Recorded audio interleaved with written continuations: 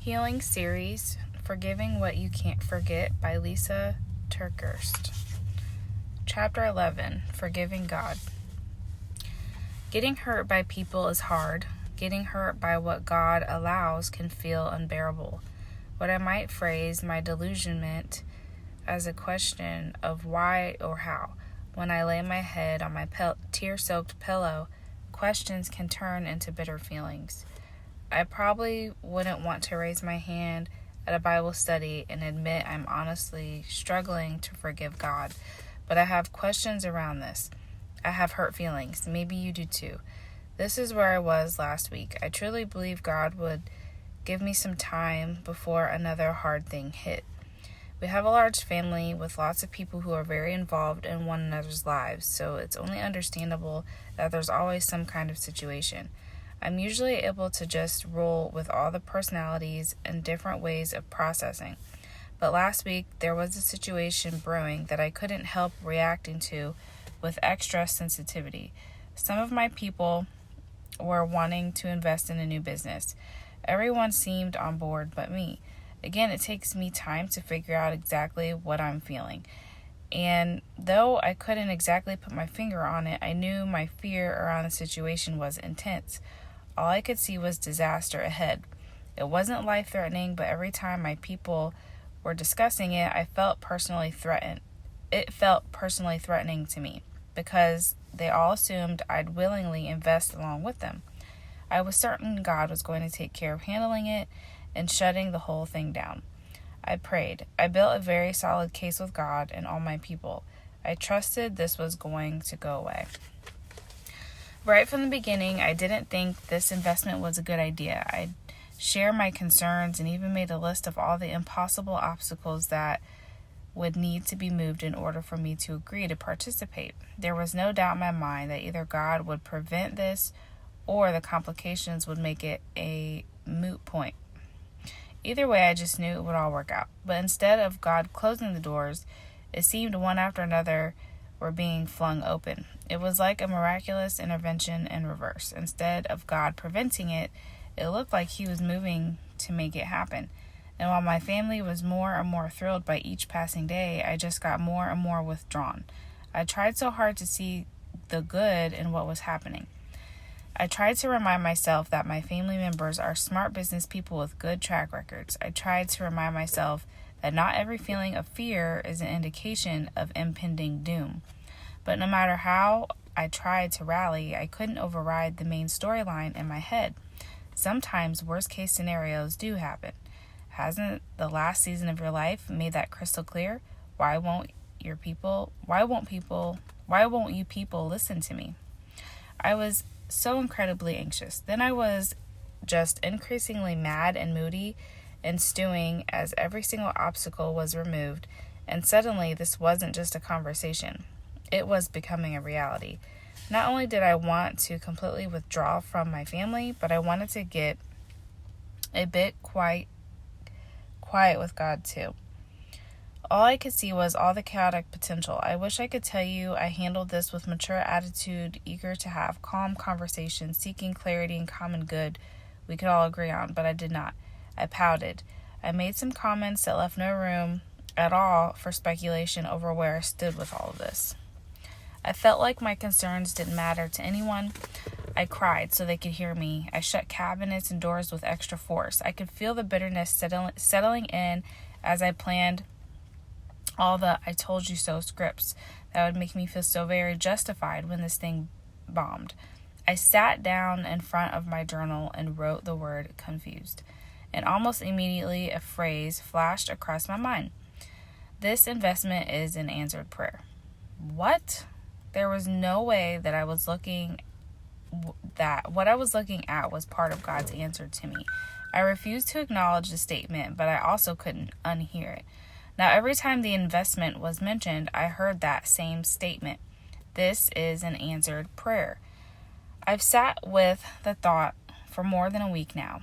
It messed with me, mostly in a good way, but it also poked me in an area I'm still quite sensitive in, trusting God when I don't understand what He's doing. what he's allowing. I cannot see with my eyes or rationalize with my brain how any of this is God's answered prayer. But maybe that's the point. Maybe this is the place where it's time to start rebuilding trust with God. It's not that God did something wrong and broke my trust. It's that God didn't do what I expected. Or he did something I don't understand, which makes it hard for me to trust him. Sometimes when there are trust issues with people, it leaves you in this weird place of suddenly wondering who else in your world is not telling you the complete story. Even the slightest skepticism like this can quickly turn into full-blown suspicions that leak into all your relationships, including your relationship with God. Maybe this is part of my healing journey where I take the "what if I've been looking at this wrong?" question we ended the last chapter with and try to apply this to my current situation. For 7 days now, I've been praying. God, help me see what is in front of me as my answered prayer. And I'll be honest with you, my brain keeps fire alarming statements of resistance to this whole idea. But as I've also looked at what God's word teaches us about the way God provides for us and why I might not interpret what I'm seeing correctly, I've been quite blown away, in a good way. Too good for me not to share this with you. Since trust in relationships is built in part with good communication, then more effectively, praying has to play a role in my trust with God. I've been praying for almost as long as I've been living, but I've very rarely had the thought to look around at my life and see today, this moment, and this season as the answered prayer. When I think about my prayer requests, I think of what I hope God will do, not what has been done for today. The reason I miss seeing what I'm living today as the answer to my prayers is that very often, maybe even always, it's not what I thought it would be. God's answers don't look like what I have pictured so clearly in my mind. And this is what complicates my prayer life. It all feels so unknown and uncertain. At times I've seen my prayers as wishful requests that feel good to make, but deep down I know are not very likely to happen. Like throwing a penny in a fountain or thinking of my deepest desire just before blowing out my birthday candles. I keep doing it, but truly expect very little. Or I've looked at prayers like Amazon Prime deliveries. I want what's delivered to look like what I've expected to arrive in record time. The answer will be delivered to my front door right away, and I feel so close to God because he did what I wanted. But there's something too human and predictable about being the way prayer actually works. Then my prayers become orders I place, the answers as cheap as products, and the sender nothing more than a far-removed entity I give little thought to until I need something else. With prayer, I've expected too little of God and too much of myself. I'm going to read that again. With prayer, I've expected too little of God and too much of myself. I've expected an infinite God to reduce his vast ways of doing things down to only what I can think up and pray for. I want to change this. I want to come to God with my needs, my desires, my desperate longings, and recognize whatever he places before me as his daily bread. Yes, people may create chaos that's not from God, and yes, the brokenness of this world may bring brokenness to my reality. But in the midst of this, there is good provision from God. That's what I must look for and make the choice to see.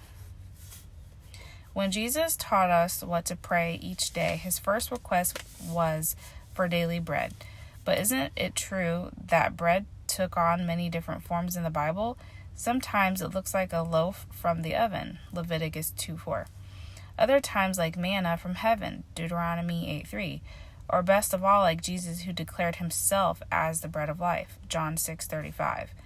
But if his provisions doesn't look like what we expect, we might not recognize that what is in front of us is his bread. As 1 Corinthians point out, now we see things imperfectly, like puzzling reflections in a mirror. But when will we see everything with perfect clarity? All that I know is partial and incomplete. But then I will know everything completely, just as God now knows me completely.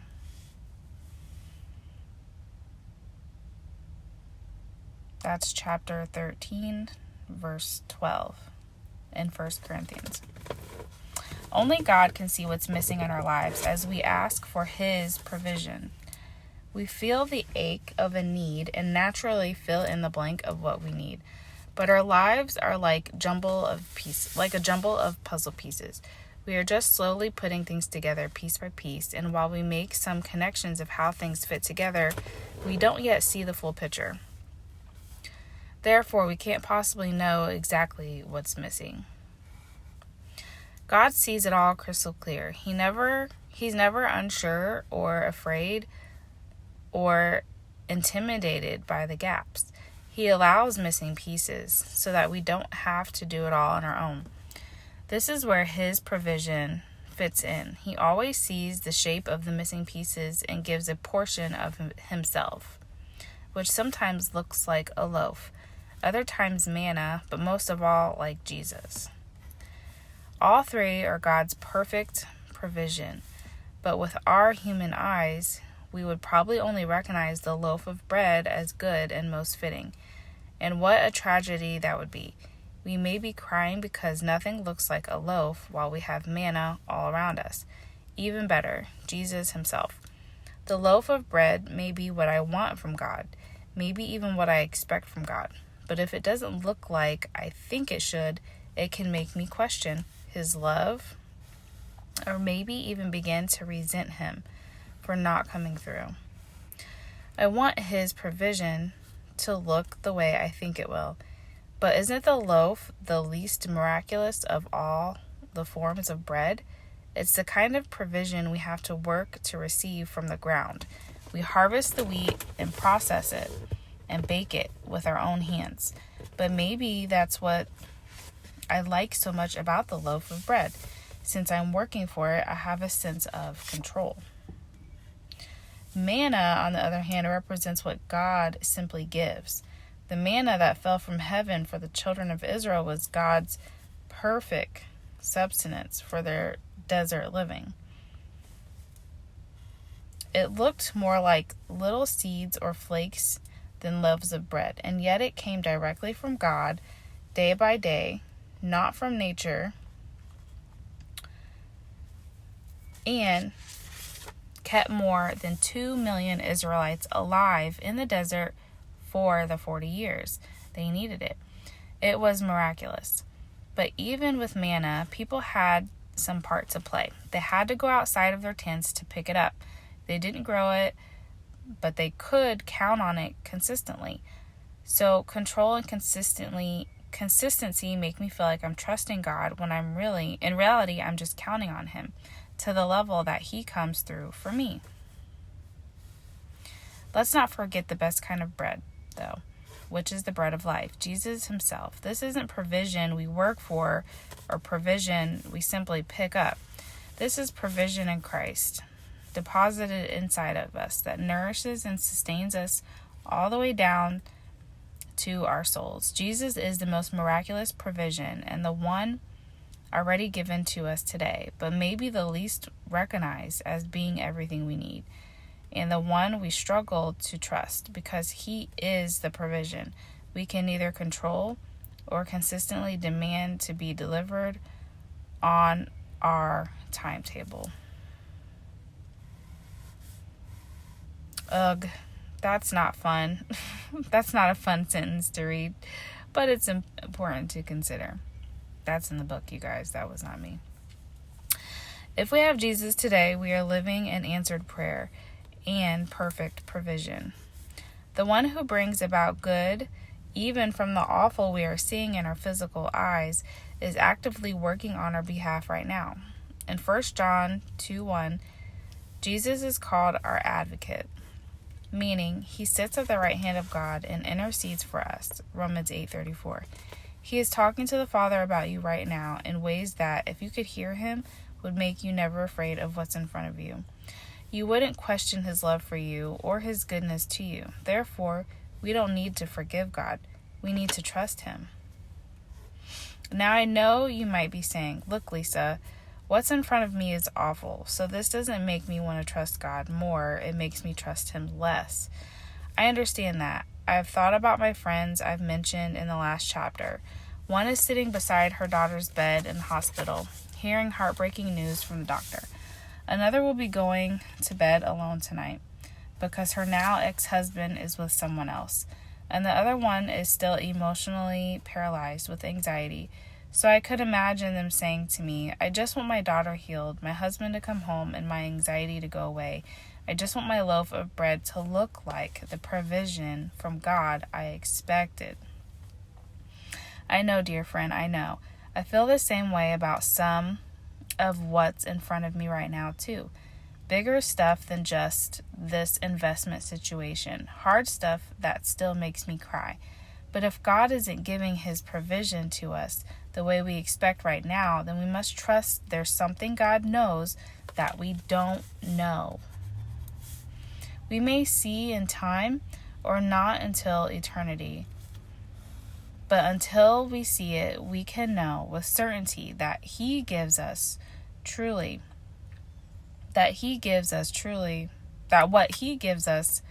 is truly his good provision, whether that good is for today or part of a much bigger plan.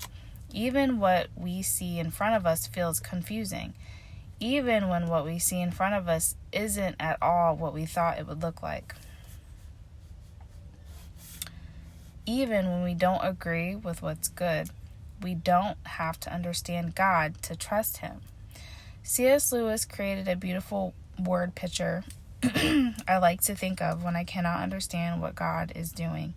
He told us to think of ourselves as a house God is renovating. We think we know what needs to be done, maybe some small repairs here and there, and then he starts knocking down walls. We are confused and feeling the pain on this level of rebuilding. But maybe his vision is much different than ours. You thought we're being made into a decent little cottage, but he's building a palace. He intends to come in and live in it himself. We see a cottage, God sees a palace. We see destruction. God sees construction. We see only what the human mind can imagine. God is building something we cannot even fathom. It's not what we wanted, but it's so very good. And in the end, maybe it's not what God is working on, but how God is working in us that matters most of all. So I pray that you know. So pray what you know to pray. Pray what you need to pray. Pray all the words and let the tears flow into sobs and demands and frustrations and doubts mixed with hope. But then let the faithfulness of God interpret what you see. Let the faithfulness of God build your trust. Let the faithfulness of God ease the ache of your confusion and bitterness and bewilderment. God's faithfulness isn't demonstrated by his activity aligning with your prayers. It's your prayers aligning with his faithfulness and his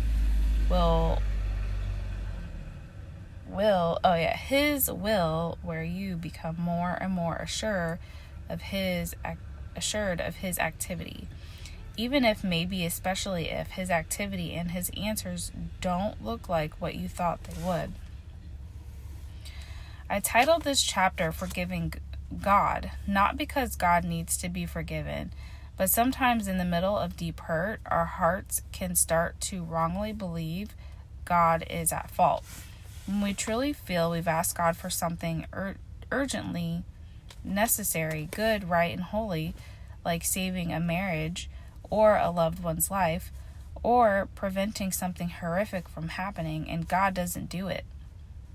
We wouldn't say he sinned, but we very much may feel betrayed by him, or disillusioned by him, or possibly wonder if God even cares about us.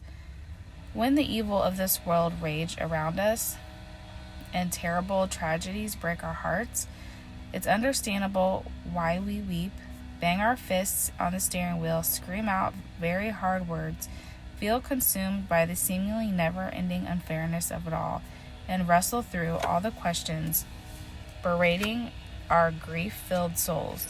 The problem is when we form conclusions from that place.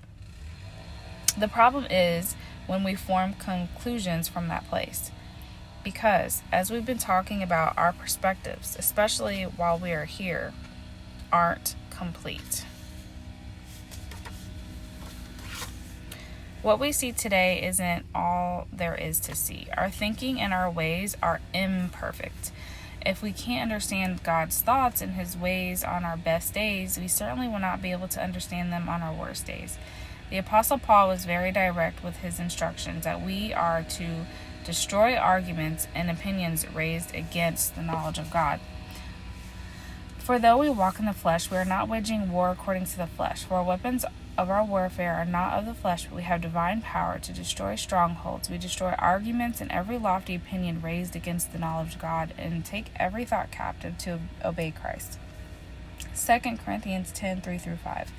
No matter what we see when an argument or opinion enters our mind that speaks against God's goodness, we don't entertain it. We destroy it before it starts causing destruction in us.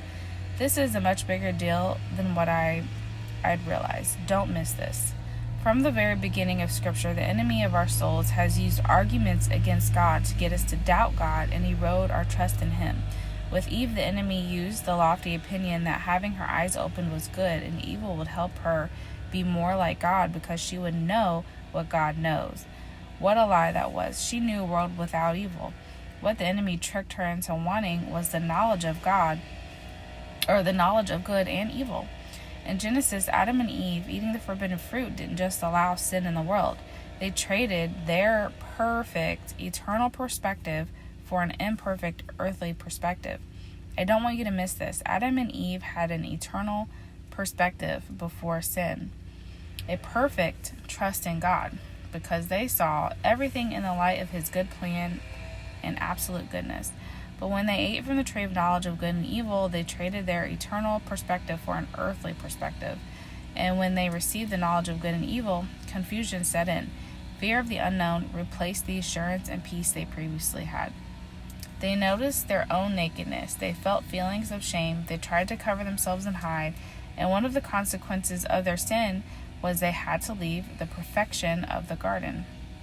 Tragically, Genesis 3 ends with them leaving the garden, and then in Genesis 4 they have two sons, one of whom murders the other. It was such a bad trade. They gave up what we so desperately want, the clarity of seeing everything in light of eternity. For what we now struggle through, the confusion of heartbreak on earth, we are living with our eyes open to good and evil. The enemy is such a liar. This awareness didn't help mankind understand more.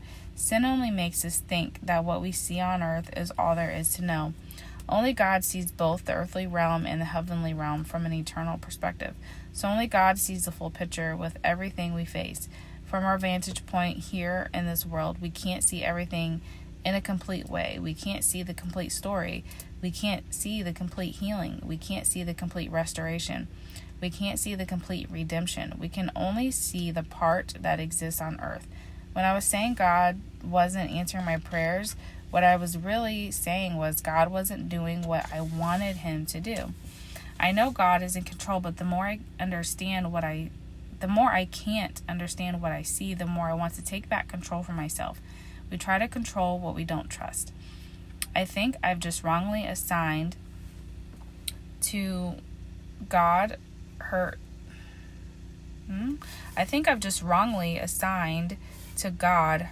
caused by people. When what I'm praying for is the only evidence I'm using to determine how involved God is or how faithful God is. It's no wonder I get so disillusioned. It's no wonder I cry and ask why I feel so very betrayed at times. Sometimes people can have hidden agendas and skewed motives. Sometimes people lie. Sometimes people don't seek the greater good. But none of this is true about God. He is good. He's the only source of making anything good out of everything in front of me. Trusting God with all of this is what my soul was made to do. I guess it just takes time for my battered heart and my prone to fear mind to catch up.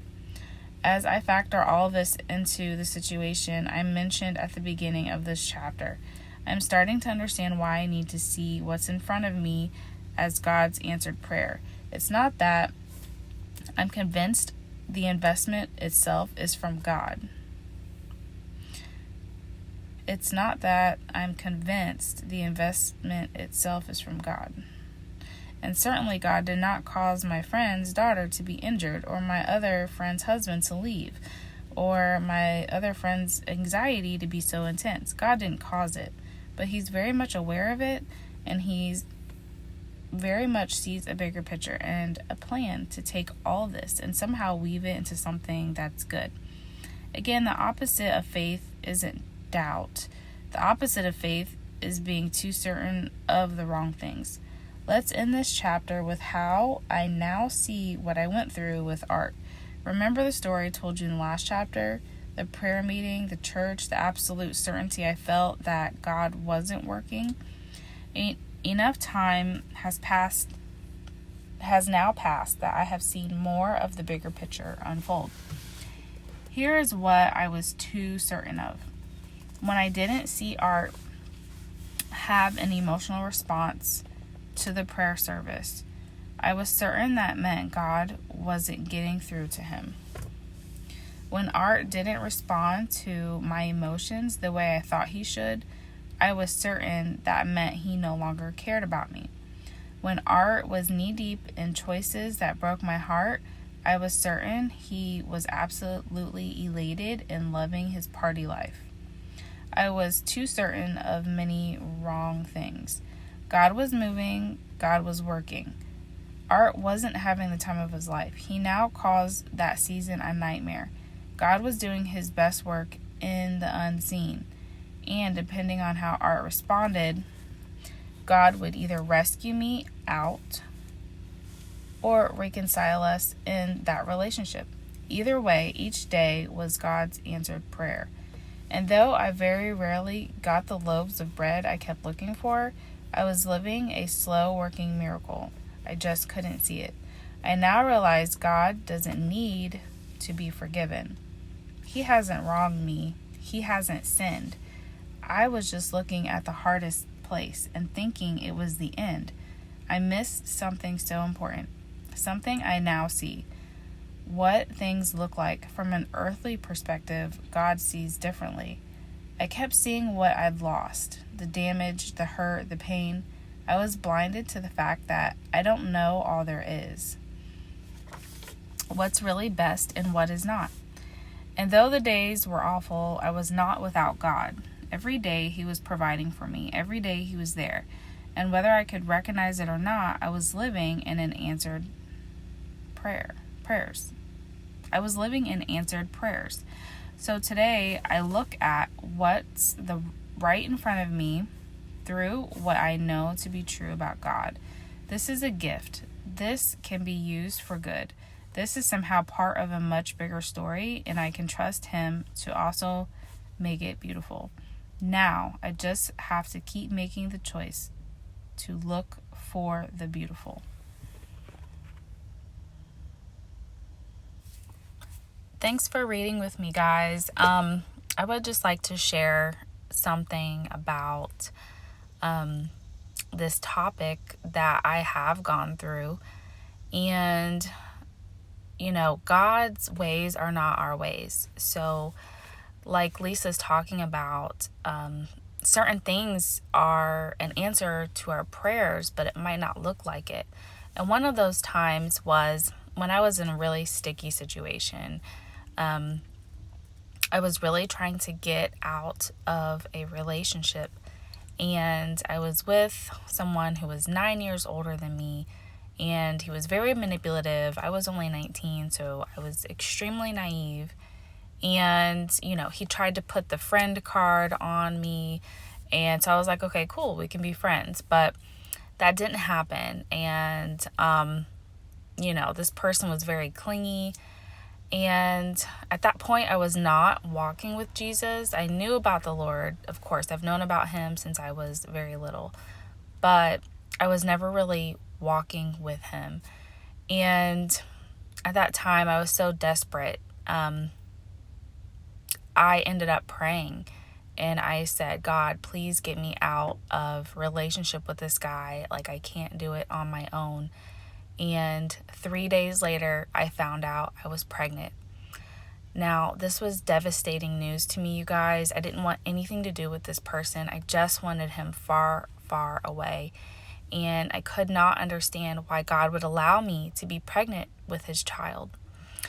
Now, God's ways are so not our ways, but this was an answered prayer, and I had no idea. But what ended up happening, and it's so crazy because I would have never thought this, but, he had a daughter already. She was maybe 7, 8, 9, and he did take care of her. He was in her life. So in my mind, I'm thinking he's going to be in the life of this child. Although I was faced with abortion, I'm not even gonna lie, I almost went and had an abortion. I went to the clinic and everything, but I just could not end a life. I just knew if I was ending a life, it was something I did. And so I could not go through with the abortion. Thank the Lord, because Amora, my daughter, is such a blessing. She's an amazing young woman, and life would not be the same without her. And so, needless to say, when I told him I was pregnant, after I had broke up with him, right? After I prayed to God, and I was really serious. Like, I was really trying to stay away. And 3 days later, found out I was pregnant, and I called him and told him I was pregnant. And he said, what am I supposed to do? And from then on, he said he would pay for the abortion and all these things. And I went through a really rough pregnancy dealing with him, and eventually he was not around. So that was an answer to my prayer. And though it was rough, it was hard. And to this day, Amora doesn't really have a relationship with him, although he did come back in our lives. But that was because he was trying to relinquish his rights from her. He came out of nowhere and texted me years later telling me he wanted to relinquish his rights. And then we started to talk, and I said, hey, let's talk this out. And he was trying to be in her life, but he's just extremely inconsistent. But she has met him, knows him a little bit, and she has been able to make conclusions herself as to if and how she wants to relate with him. But she has met her siblings and gotten to know them a little bit in the midst of it all. And the point is that God allowed me to get pregnant with his child, and it actually kept him away from me. Now, I know that's very strange, because it's like, well, God took a little girl's, or allowed a little girl's father not to be in her life. But, the thing is, God's ways are not our ways. So I just wanted to put that little story in there, and, just know that something might look like one way. God might have shown you the outcome to something, a promise, and it's like, God, how can that be? And, if this is the scenario, well, you don't know what God is doing behind the scenes. So take courage. God bless you guys. Take care.